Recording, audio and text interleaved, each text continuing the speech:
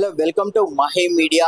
ఈరోజు ప్రజా ప్రతినిధుల సభ ఇది గాంధీ భవన్ లో నిర్వహిస్తున్నారు. దీంట్లో పాల్పంచుకోవడానికి ఇక్కడికి వచ్చారు ఆగ్రో ఇండస్ట్రీస్ చైర్మన్ కాసుల బాలరాజు గారు ఉన్నారు. వారితో మాట్లాడదాం. మరి ఎక్కడెక్కడి నుంచి ప్రజలు వస్తున్నారు, తమ వినతులను ఎలా వాళ్ళకి సమర్పిస్తున్నారని కూడా తెలుసుకునేటువంటి ప్రయత్నం చేద్దాం. అన్న నమస్తే. అన్న నేను ఆగ్రో ఇండస్ట్రియల్ చైర్మన్ కాసుల బాలరాజ్. మరి మాకు వర్క్ బోర్డ్ చైర్మన్ కు మరి ఆగ్రో ఇండస్ట్రియల్ చైర్మన్ కు ఈరోజు మాకు గాంధీ భవన్ లో మరి ప్రజల సమస్యల మీద అప్లికేషన్ తీసుకునే కార్యక్రమం మాకు అప్పచెప్పారు. మా పిసిసి అధ్యక్షులు ఆదేశాల ప్రకారం మరి గాంధీ భవన్ లో 10 గంటలకు వచ్చి 1 గంట దాకా మరి 20 అప్లికేషన్స్ వచ్చినాయి. ఎందుకంటే ఈ రోజే స్టార్ట్ కాబట్టి మరి ఇంకా ముమ్మరంగా చాలా మంది వచ్చే అవకాశాలు ఉన్నాయి. ఎందుకంటే ఇప్పుడు ప్రజల యొక్క సమస్యలు ఏవైతే ఉన్నాయో చిన్న చిన్న సమస్యలకు కూడా ఎవరైనా అందుబాటులో ఉండొచ్చు, ఉండకపోవచ్చు, కానీ గాంధీ భవన్ లో పోతే 10 గంటల నుంచి 1 గంట దాకా ఇక్కడ ఏ సమస్యలున్నా పరిష్కారం అవుతాయి అనే కాన్ఫిడెన్స్ రావాలి. ఎందుకంటే ప్రజల యొక్క సమస్యలు మీదనే స్పందిస్తున్నాం కాబట్టి మరి ప్రజా ప్రభుత్వం ఇది రేవంత్ రెడ్డి గారి ప్రభుత్వం. అంటే ప్రజా ప్రభుత్వం ప్రజల ఏ సమస్యలున్నా సరే ఎక్కడ పోయినా సమస్యల పరిష్కారం కోసం ప్రయత్నం చేస్తూ మరి ముందుకు పోతున్నటువంటి ప్రభుత్వంలో ఈరోజు మరి మా ఇద్దరికి ఇక్కడ వేయడం మరి 20 మంది అప్లికేషన్ తీసుకొని వచ్చారు. కొంతమంది కొంత పరిష్కారం ఫోన్లోనే జరిగిపోయినాయి. కొన్ని చిన్న చిన్న సమస్యలు ఉంటే, పెద్ద ఏమైనా ఉంటే సంబంధిత అధికారులకు రాసినాం, సంబంధిత మినిస్టర్లకు రాసినాం. ఇవన్నీ కూడా అతి తొందరలోనే గాంధీ భవన్ ద్వారా మరి వాళ్ళందరికీ ఈ అప్లికేషన్స్ అందరు కూడా పంపించడం జరుగుతుంది. అంటే ఈ 20 అప్లికేషన్లలో ఎట్లాంటి సమస్యలు వచ్చాయన్న మీ దగ్గరికి? అంటే చిన్న చిన్న అంటున్నారు, అంటే ఎట్లాంటి సమస్యలు ఏమి ఉంటాయి? కొంతమందికి స్థలాలు ఉన్నాయి, ఇల్లు కట్టుకుంటామన్నారు.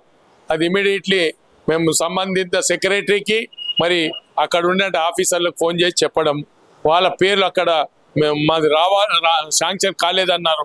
వీళ్ళకి ఇమీడియట్లీ శాంక్షన్ చేయండి మరి, ఎందుకంటే వీళ్ళు అర్హులే కాబట్టి మరి చేయాలని చెప్పి అడిగినాం. రెండోది ఏంటంటే ఈ 200 యూనిట్ కరెంటు మాకు రాలేదు అన్నారు. రాలేదైతే దాన్ని ఎందుకు రాలేదు అని డిస్కషన్ చేసినాము. సంబంధిత అధికారులకు అడిగితే వాళ్ళకు సొంత ఇల్లు కాదు ఇది, వాళ్ళు రెంట్కుంటున్నారు. మరి వాళ్ళకు ఎవరైతే రెంట్కుంటున్నారో వాళ్ళకు 200 యూనిట్ కరెంట్ వస్తుంది, వీళ్ళకు ఇంకో సపరేట్ పెట్టుకుంటేనే వస్తుంది అని చెప్పి వాళ్ళు చెప్పడం జరిగింది. కాబట్టి కొన్ని సమస్యలు ఎట్లుంటాయి అంటే తెలిసో తెలియక వాళ్ళు నాకు రావాలి, ప్రతిదీ కూడా మాకు చెందాలనే వాళ్ళు అనుకుంటారు. కొంతమంది పెన్షన్ కోసం వచ్చిండ్రు, వాళ్ళకి ఆల్రెడీ పెన్షన్ వస్తుంది. ఒక్క ఇంట్లోనే ఇద్దరు ఉన్నారు కాబట్టి ఒక్క ఇంట్లో ఒక్కరికే పెన్షన్ వస్తుంది. కాబట్టి నెక్స్ట్ పెన్షన్ పెంచుకోవడానికి కోసం అంటే 4,000 రూపాయలు పెన్షన్ మాకు అవసరం లేదు, 2,000 వస్తున్నాయన్నారు. నెక్స్ట్ ప్రభుత్వం ఇస్తుంది, ఖచ్చితంగా వస్తాయని చెప్పడం. అంటే ఇప్పుడు ప్రధానంగా గత ప్రభుత్వంలో హామీలు ఇచ్చారు, కమిటీ హాల్ కానివ్వండి, అంగన్వాడీలకు సంబంధించి కూడా కొన్ని ఇట్లాంటి హామీలు ఇచ్చారు, అవన్నీ నెరవేర్చలేదు. ప్రభుత్వం కూడా పడిపోయింది. ఇప్పుడు కాంగ్రెస్ వచ్చింది, ఎట్లాంటి హామీలు ఏం చేస్తారు వాటి విషయంలో?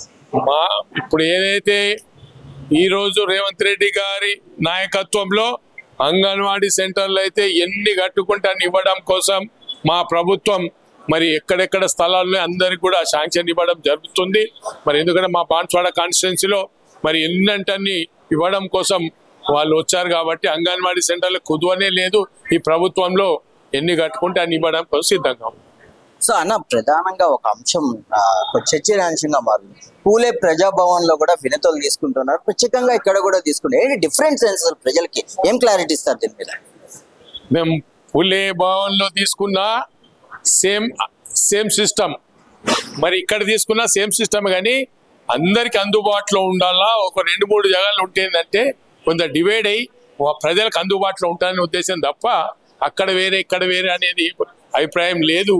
మేము ఒక చైర్మన్ గా మా బాధ్యతలు ప్రజల్లో మమేకమై మరి ఎప్పటికప్పుడు ప్రజల్లో ఉండాలనే ఉద్దేశంతో ఈ కార్యక్రమం చేపట్టారు. అంటే ఇప్పుడు ప్రధానంగా అధికార ప్రతినిధులు కానీ, చైర్మన్లు కానీ, ఇంకా ఎమ్మెల్యేలు, ఎంపీలు కూడా దీంట్లో పాల్గొనుకునే అవకాశం ఉందా? మరి పిసిసి అధ్యక్షులు గారు ఆదేశాలు ఇవ్వడంతో మేము రావడం జరిగింది. గతంలో మంత్రులు కూడా పాల్పంచుకున్నారు. మరి నెక్స్ట్ వాళ్ళు కూడా మరి పాల్పంచుకోవడానికి అవకాశాలు ఉంటాయి.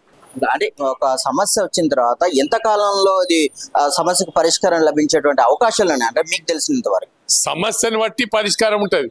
ఇప్పుడు మనం ఇంతకాలం అంతకాలం అని చెప్పలేం కదా. సమస్యను బట్టి పరిష్కారం ఈజీగా అయితే ఈజీగా అయిపోతాయి, కొంత కష్టమైన ఉంటే కొద్దిగా టైం పడుతుంది. సో చూసారు కదా, సమస్య ఏదైనప్పటికీ కూడా ఇటు పూలే భవన్ కానివ్వండి, గాంధీ భవన్ కానివ్వండి, ప్రజలు సమస్యను పరిష్కరించుకోవడం కోసమే ఇన్ని చోట్ల కూడా మేము ఈ ప్రజా సమస్యలను తీర్చడం కోసం ఈ సమావేశాలు నిర్వహిస్తున్నాము, ఆ అర్జీలను తీసుకుంటున్నాం అని చెప్పేసి కూడా వారు చెప్తున్న నేపథ్యంలో, సో ఏదైనప్పటికీ కూడా ప్రజలకు ఏదైనా సమస్య ఉంటే ఖచ్చితంగా కూడా మీ అభ్యర్థన పత్రాన్ని తీసుకొని మాకు సమర్పించాలని, వాళ్ళ సమస్యలను తీర్చడం అని చెప్పేసి కూడా వారు చెప్తున్నారు. సో ఇది ఈ ప్రజా సేవకు సంబంధించినటువంటి అప్డేట్. మరిన్ని అప్డేట్స్ కోసం చూస్తున్నానండి మహి మీడియా.